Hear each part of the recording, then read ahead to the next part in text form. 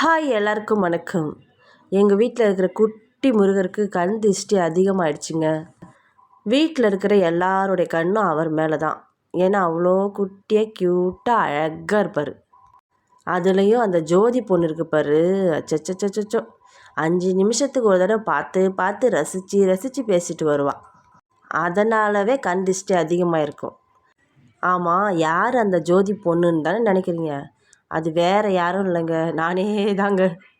ஏன்னா முருகர்கிட்ட 5 நிமிஷத்துக்கு ஒரு தடவை போய் பேசிட்டு அவரை அப்படியே அந்த குழந்தை முகத்தை ரசித்து கண்ணு வச்சுட்டு வர்றது நான் தாங்க. அப்படி ஒரு அழகர் எங்கள் அப்பா முருகர். சில நேரம் அவர் எனக்கு அப்பாவாக இருப்பார், சில நேரம் அவருக்கு நான் அம்மாவாக இருப்பேன். அந்த மாதிரி நல்ல அண்டர்ஸ்டாண்டிங்கில் 2 பேரும் பேசிப்போம். அவருக்கு மட்டும்தான் எத்தனை பேர்: கந்தன், கடம்பன், கார்த்திகேயன், சண்முகன்.